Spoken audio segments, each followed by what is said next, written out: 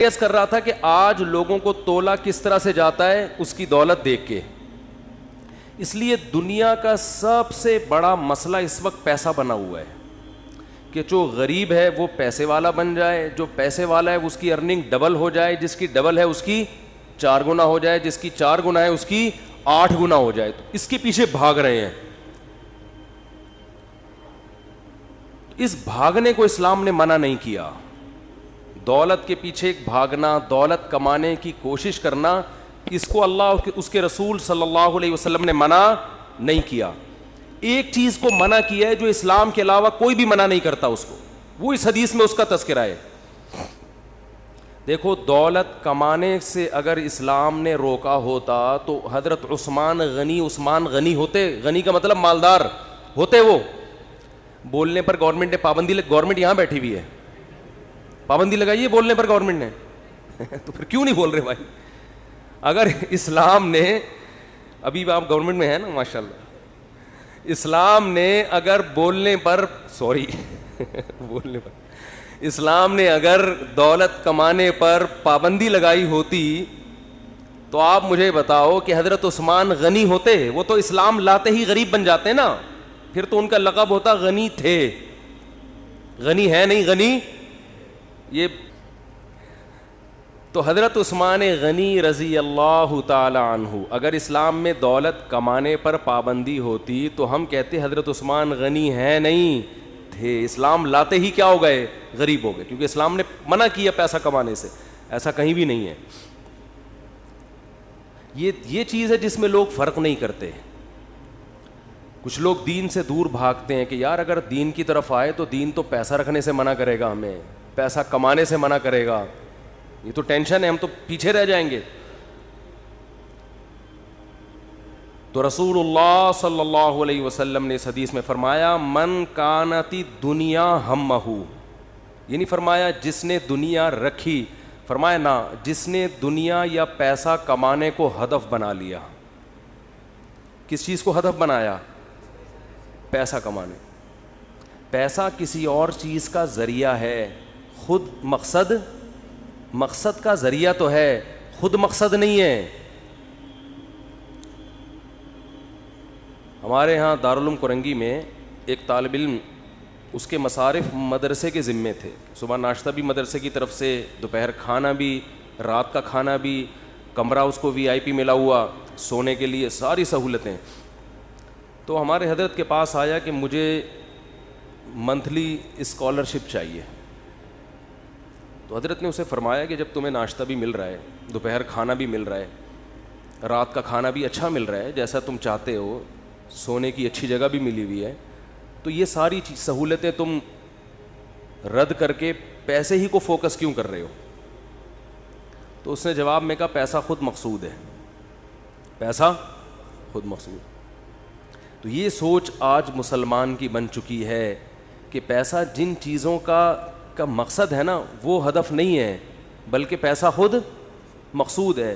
تو رسول اللہ صلی اللہ علیہ وسلم نے فرمایا من کانت الدنیا ہمہ, جس نے دنیا کو ہم بنا لیا, فکر بنا لیا, ہدف بنا لیا کہ یہی مقصد ہے, تو اللہ اسے 2 سزائیں دیتے ہیں دنیا میں جو آج مل رہی ہیں. فرمایا پہلی سزا یہ کہ جتنی بھی دولت اس کے پاس آ جائے, جعل اللہ فقرہ بین عینیہ, اللہ فقر اس کی نگاہوں کے سامنے کر دیں گے. کیا عجیب بلاغت ہے حدیث میں. یہ نہیں فرمایا کہ اللہ اس کو فقیر بنا دیں گے. بہت سے لوگ پیسے کو ہدف بناتے ہیں اور پیسہ حاصل کر لیتے ہیں, مالدار بن بھی جاتے ہیں وہ, لیکن آپ صلی اللہ علیہ وسلم نے فرمایا سزا یہ ملے گی جعل اللہ فقرہ بین عینیہ, اللہ اس کی آنکھوں کے سامنے رکھ دیں گے فقر و فاقہ.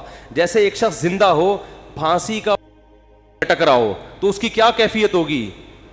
اس کی حالت تو مردے سے زیادہ سخت ہوگی. ہے زندہ مگر پھانسی کا پھندا اس کے سامنے لٹکا ہوا ہے کہ تجھے کبھی بھی لٹکایا جا سکتا ہے. تو جو زندہ ہو, صحت مند ہو, بہترین صحت رکھی ہوئی ہو, اس نے اس کے سامنے پھانسی کا پھندا ہو, کیا ہو گیا بھائی؟ آواز جائے گی نہیں نا وہاں تک. تو جو آدمی زندہ ہو, صحت مند ہو, لیکن اس کے سامنے پھانسی کا پھندا لٹکا ہوا ہو اور اسے یہ خطرہ ہو کہ کسی بھی وقت اسے یہاں لٹکایا جا سکتا ہے, آپ بتاؤ وہ اپنی صحت اور اپنی حیات اور اپنی زندگی سے لطف اندوز ہوگا؟ بھئی ایک آدمی نے ڈولے بنا لیے, صحت بنا لی, جم, جاگنگ اور بڑی اچھی خوراک اور کورونا کے ٹیسٹ بھی سارے کلیئر, ویکسین بھی ساری کمپلیٹ, کورس مور فٹ فاٹ, کوئی چھینکے وینکے بھی نہیں آ رہی اس کو. لوگ اس کی حیات اور زندگی پہ رش کر رہے ہیں, یار زبردست صحت ہے بھائی, کیا ہینڈسم اسمارٹ, کیا اسمارٹ آدمی ہے, بہترین, لیکن اس کے سامنے پھانسی کا پھندا لٹکا ہوا ہے اور اسے بتایا گیا ہے کہ کیس چل رہا ہے ابھی, اگر فیصلہ ہو گیا کہ آپ ہو تو پھر اس میں آپ نے لٹکنا ہے. تو وہ کہے گا بھائی لوگ میری صحت کو دیکھ کے خوش تو ہو رہے ہیں, لیکن مجھے پتا ہے کہ مجھ سے زیادہ خوشی میں وہ ٹی بی کا مریض ہے جسے کم از کم یہ اطمینان تو ہے کہ 10 سال سے پہلے نہیں مروں گا. تو رسول اللہ صلی اللہ علیہ وسلم نے فرمایا جس نے دولت کو اصل فکر بنا لیا نا کہ بس میرا ہدف ہی یہی ہے کہ پیسہ کمانا ہے, وہ پیسے سے تو نے کیا کرنا ہے یہ ہدف نہیں ہے. آپ کہہ سکتے ہیں بھائی ہم جو بھی پیسہ کماتے ہیں تو مقصد پیسہ نہیں ہوتا, آگے پیسے سے کچھ چیزیں مقصد ہوتی ہیں, تو پیسہ تو کسی کا بھی مقصد نہیں ہوتا. یہ بات غلط ہے, یہ آپ کہہ تو رہے ہو لیکن حقیقت میں ایسا ہوتا نہیں ہے. اگر چیزیں مقصد ہوتی نا تو چیزیں اللہ نے ہر شخص کو, بنیادی ضرورت کی چیزیں ہر ایک کو مل رہی ہیں. دیکھو رسول اللہ صلی اللہ علیہ وسلم نے فرمایا لو انکم تتوکلون علی اللہ لرزقتم کما ترزق الطیر تغدو خماسا وتروح بطانا. کیا عجیب الفاظ ہیں. آپ صلی اللہ علیہ وسلم نے فرمایا اگر تم اللہ پہ ایسے توکل کرو جیسے توکل کرنے کا حق ہے, توکل کا مطلب اللہ کھلائے گا, کھلانے کی ذمہ داری اس نے لی ہے, ضرورتیں پوری کرنے کی ذمہ داری اس نے لی ہے, ایسے کرنا شروع کر دو, ٹینشن دل سے نکالو. ہر آدمی ٹینشن سے مرا جا رہا ہے نا, پتہ نہیں کیا ہو جائے گا کل, بچوں کی اسکول کی فیسیں بھر سکوں گا نہیں بھر سکوں گا, بیگم کے خرچے پورے کر سکوں گا نہیں کر سکوں گا. چھوڑو بھائی, یہ ٹینشن لینے کی نہیں ہے. آپ کہو کیوں نہیں ہے, گھر جائیں گے ٹینشن تو ملے گی نا وہاں سے. اس کا حل بتاتا ہوں میں ابھی آپ کو, اس کا حل بتاتا ہوں میں, پہلے یہ حدیث مکمل کر لو. تو آپ صلی اللہ علیہ وسلم نے فرمایا اگر تم اللہ پہ ایسے توکل کرو جیسے توکل کرنے کا حق ہے, لرزقتم, تمہیں ایسے رزق ملے گا جیسے پرندوں کو ملتا ہے. فرمایا تغدو خماسن, جب پرندہ صبح گھر سے نکلتا ہے پیٹ اس کا خالی, اسے نہیں پتا آج میں نے ٹماٹر بیچنے ہیں, آج میں نے رکشہ چلانا ہے, کسی ملٹی نیشنل کمپنی میں نے میرا انٹرویو ہے, کیا کچھ بھی نہیں. صبح اس کو یہ بھی نہیں پتا ہوتا کس سمت میں جانا ہے, میں نے بس نکلتا ہے اللہ کا نام لے کے. آپ دیکھو یہاں کوے جو ہے نا, کوے, ایک دوست نے ہمیں بتایا کہ صبح سارے کوے یہاں سے سرجانی ٹاؤن کی طرف جا رہے ہوتے ہیں, اور ہم نے دیکھا کووں کے غول, عصر کے بعد مغرب سے پہلے آپ دیکھو گے پورے کوے واپس آ رہے ہوتے ہیں, پتہ نہیں صدر سے, لی مارکیٹ سے, جہاں کے بھی کوے ہیں نا. میں نے تو پہلے سمجھا تھا کہ سرجانی ٹاؤن میں کوئی ویکینسی نکلی ہوئی ہے کووں کے لیے, حقیقت ہے سارے یہاں سے ٹریولنگ کر کے جا رہے ہوتے ہیں.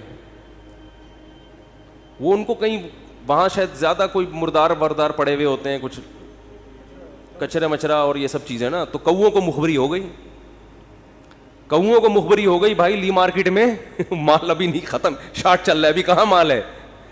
صبح خالی پیٹ جاتے ہیں اور شام کو چھیچڑوں سے پیٹ ان کے بھرے ہوئے ہوتے ہیں. تو رسول اللہ صلی اللہ علیہ وسلم نے فرمایا تغدو خماسا وتروح بطانا, صبح پرندہ نکلتا ہے خالی پیٹ, شام کو آتا ہے پیٹ اس کا بھرا ہوا ہوتا ہے. آپ کہہ سکتے ہیں کہ صرف پیٹ ہی ہماری بنیادی ضرورت, بول لو نا بھائی, نہیں ہے, پیٹ ہی تھوڑی ہے. یہ ایک مثال ہے, پرندے کی ضرورت پیٹ, اور جب پرندے کی شادی کا ٹائم آتا ہے تو اس کی ضرورت گھر بھی ہے یا نہیں؟ کیا خیال ہے بھائی؟